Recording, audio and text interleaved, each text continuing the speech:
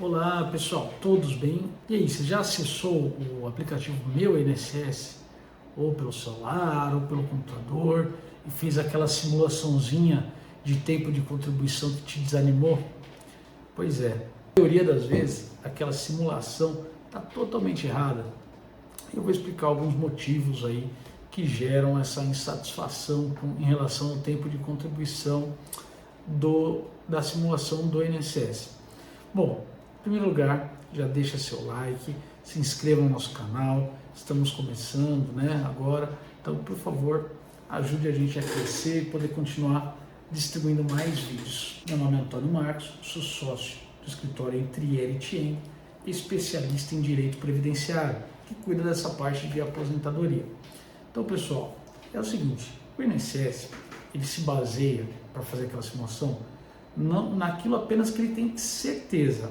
O que acontece é que as informações passadas pelo INSS, às vezes elas são falhas por alguns motivos. Por exemplo, o empregador deixa de recolher o INSS, períodos muito antigos, lá de 1970, 80, que o computador não era tão evoluído, esse sistema informatizado não existia, ou era bem arcaico ainda. Então, o que acontece? Quando foi passadas essas informações para o INSS, podem ter se perdido algumas contribuições, algum tempo trabalhado em determinada empresa. Então, por diversas vezes aí, pode acontecer de estar errada a simulação feita pelo INSS aí, através do aplicativo Meu INSS. Como resolver isso? Primeiro, você vai precisar analisar o seu CNIS, que é o extrato das suas contribuições, juntamente com a sua carteira de trabalho, os seus carnezinhos do INSS, para conferir se está correto ou não. Outra coisa, o INSS, nessa simulação, ele não leva em conta se você exercer algum tipo de atividade especial, se você exercer algum tipo de trabalho rural, atividade rural, que muitas vezes no início aí, da sua jornada laborativa, muitas pessoas trabalharam aí na zona rural com os pais, ajudando aí na economia familiar, cuidando de uma horta, cuidando aí de algum cultivo aí de hortaliça, etc., que às vezes para o próprio sustento. Esse período para o INSS, a partir dos 14 anos de idade, pode ser como tempo de contribuição, pode contar como tempo de contribuição, e para a Justiça, a partir dos 12 anos de idade, esse período pode ser computado como tempo de contribuição. Eu vou dar um exemplo aqui na prática de um caso em que o segurado ele nos procurou, inconformado que sua aposentadoria daria certo apenas em 2029, segundo o cálculo do INSS.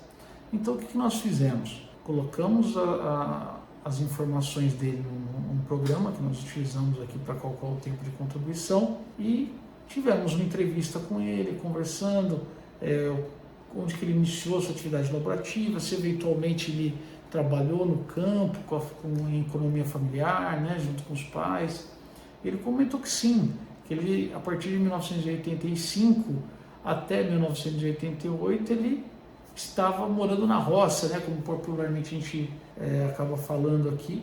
Inserimos isso na simulação dele, que eu vou mostrar aqui para vocês. Então, analisamos aqui que esse cidadão, ele tem 57 anos de idade, nasceu em 1967, e o INSS tinha considerado apenas aí o primeiro vínculo dele em 1988 e computou 35 anos, 3 meses de tempo de contribuição, insuficiente aí para a aposentadoria, que pela regra de transição com o pedágio ele necessitaria de 39 anos e 7 meses, mais a idade de 60 anos. Quando que ele completaria todos os requisitos? 7 de março de 2029. Porém, analisando aí a situação fática aí do período rural, de 85 até 88, ele já entra numa nova regra aqui de tempo de contribuição, a regra do pedágio 50% com fator previdenciário. Então sua contribuição aqui vai para 38 anos, 4 meses, e já adquiriu aí o direito de se aposentar por essa regra, apenas computando o período rural que o INSS desconsiderou. Então, pessoal, a gente precisa ficar bem atento aí, que podemos estar deixando de de receber 4 anos, 5 anos, 6 anos de aposentadoria, dependendo de cada caso, apenas por não procurar um especialista, apenas por não ir atrás aí de fazer uma contagem melhor, etc. E para o período rural, o que a gente pode ter de provas? Versos são os documentos que nós poderemos utilizar para comprovar essa atividade rural. Não necessariamente esse documento precisa compreender todo o período, né? Por exemplo, aqui de 85 a 88, o que ele possui aí de documento? Tem um irmão dele que nasceu em 1986, se não me engano, constou na certidão de nascimento dele que os pais dele eram lavradores. Então isso é uma prova aí, né, contemporânea aos fatos. Então na certidão de nascimento em 1986 constou lá que os pais dele tinham a profissão de lavrador.